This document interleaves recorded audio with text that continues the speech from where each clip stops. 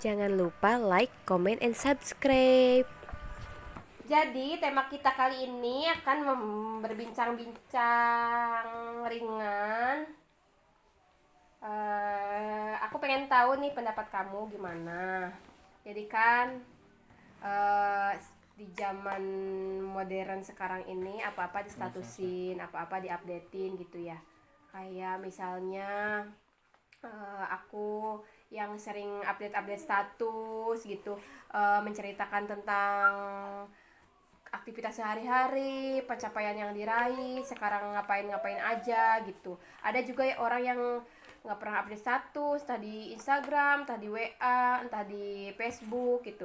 Ada juga yang sering update-update status, update-update story, tapi ceritanya itu berisi tentang kesedihan, terus kegalauan, marah-marah dan lain sebagainya.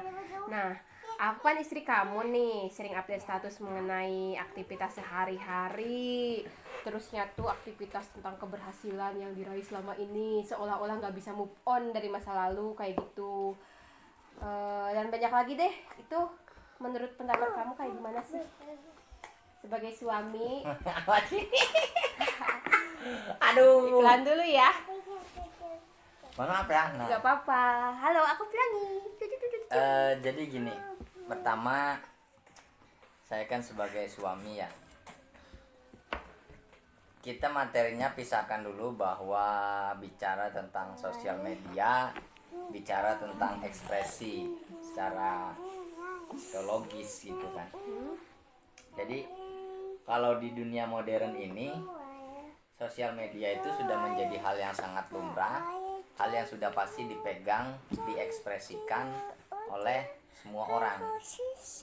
Jadi kalau pertanyaan bagaimana pendapat dengan segala bentuk ekspresi ya, ekspresi orang-orang di sosial media, ada yang sedih, galau, senang, gembira, prestasi, kebaikan, bagaimana saya itu ya sah-sah saja gitu. Jadi sosial media itu adalah wadah untuk mengekspresikan diri. Bahkan kalau anak-anak muda sekarang yang rindu dengan temennya di chat nggak kabar-kabarin itu, bahwa sering-seringlah kamu buat story sebagai petanda bahwa kamu itu masih hidup gitu.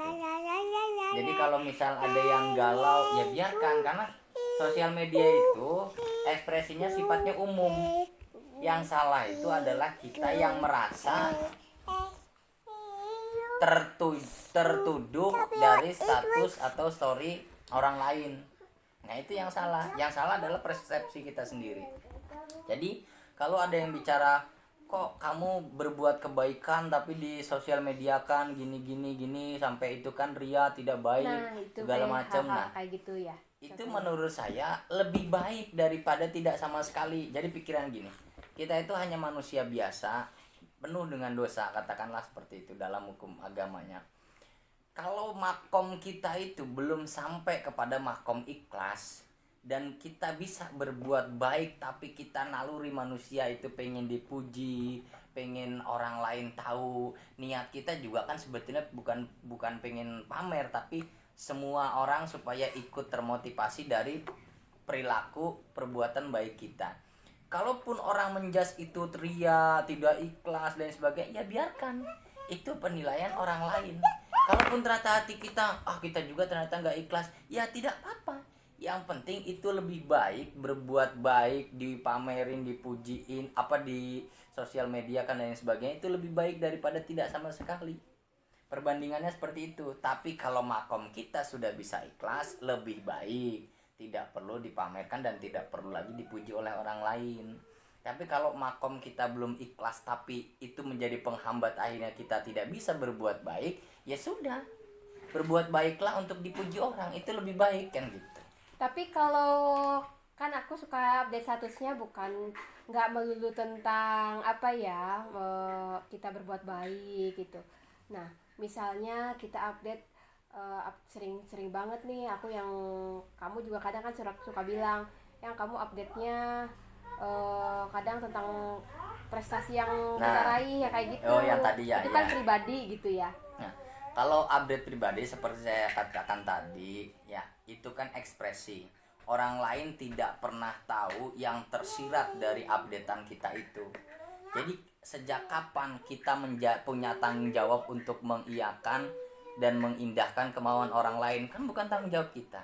Jadi ya biarkan mereka menilai, yang penting kita tidak mengganggu mereka secara pribadi dan umum sifatnya. Jadi gini, kita mengekspresikan bahwa kita itu berhasil dan lain sebagainya, orang-orang menilai kita pamer, kita sombong, tapi orang lain kan tidak tahu proses dibalik yang kita tulis, yang kita ekspresikan di media sosial. Mereka taunya bahwa kita sekarang A, B, C, dianggapnya semulus yang mereka baca. Tapi lagi-lagi itu resiko yang harus kita jalani. Resikonya apa? Kita mendesain diri kita seperti apa yang ditulis di media sosial, dan orang lain memberikan penilaian seperti yang orang lain berikan penilaian terkait sombong, pamer dan sebagainya. Ya kita harus terima juga sebagai penulis, karena apa? Kita yang mendesain persepsi mereka. Kita yang menuntun arah pikir mereka bahwa kita orang seperti ini.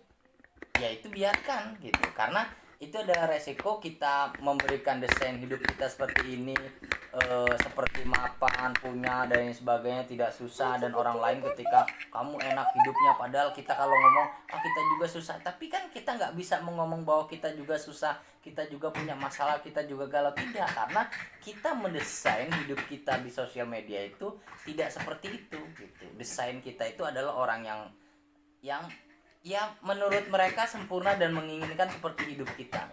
Jadi nih kalau ada 3 pilihan, satu nggak pernah update status sama sekali, entah di media sosial lah ya, di WA, Instagram, Facebook gitu kan, biasanya suka banyak story gitu. Itu nggak pernah update sama sekali. Satu, sering update tapi galau aja. Yang ketiga, sering update tapi isinya tuh kadang ya kayak aku gitu ya, prestasi, sebagai gitu kamu ya, prestasi yang justru orang lain lihat itu tuh bukti kesombongan dan ria, sombong, pamer kayak gitu. Jadi lebih baik yang mana tuh? Kalau dari cara lebih baik itu kan perspektif ya. Semua orang punya psikologisnya masing-masing. Semua orang punya cara, latar belakang pendidikan, bagaimana cara menulis, itu tidak bisa dikatakan lebih baik yang mana. Kita mungkin tergolong berpendidikan, kita adalah yang bisa mendesain tulisan itu seperti kata-kata bijak dan kata-kata senja gitu kan. Tapi orang yang memang di bawah kita mengekspresikan bahagia dengan kata-kata yang biasa saja, itu kan juga baik gitu ya. Jadi kalau pilihan lebih baik, pilihannya itu bukan yang mana yang lebih baik, tapi bijaklah dalam bersosial media. Nah, bijaklah seperti apa? Jadi gini,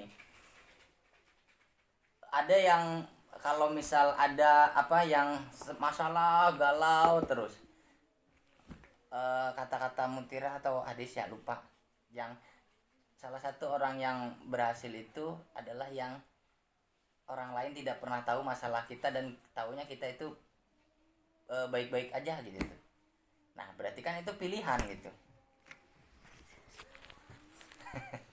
Itu kan pilihan. Jadi, tapi jangan pula kita terus-terusan membanggakan diri kita, kalaupun itu kita akhirnya tahu nih melukai orang dan melukai perasaan orang, dengan orang sebenarnya menginginkan seperti hidup kita tapi akhirnya dia terluka, ya kita juga harus tidak terus-terusan memposting itu gitu. Jadi kita juga jangan akhirnya itu membuat motivasi, bodoh amat kita posting, akhirnya dia terluka tapi kita sadar melukai dia karena udah tahu nih, ya itu yang nggak baik, tetap nggak baik jatuhnya. Walaupun sebenarnya aku kan mengekspresikan kebahagiaan gini, tapi kita sadar ternyata ada orang yang terluka. Sindiran gitu ya, status sindir gitu. Jadi ya sudah, jangan, itu kan bijak tuh seperti itu. Tapi kalau dinilai misal membuat status masalah aja, galau aja, kan akhirnya orang menilai kasihan juga enggak, nolong juga enggak, akhirnya kan digibahin, dicaci maki, dan kita sadar itu, ya jangan buat status galau. Buatlah status yang sifatnya mengajak, memotivasi, menginspirasi, memberikan ajakan, sifat-sifat kebaikan. Nah, seperti itu. Walaupun ketika kita misal berbuat baik, kita ngajak tapi orang, wah ente sih bisa punya duit gini, ada yang juga merasa sakit hati, ya sudah biarkan gitu. Daripada tidak sama sekali. Yang penting itu media sosial, status, WA, story dan sebagainya itu adalah media untuk memberi kabar di zaman modern ini kepada rekan, sahabat, keluarga bahwa kita masih hidup. Itu aja sih catatan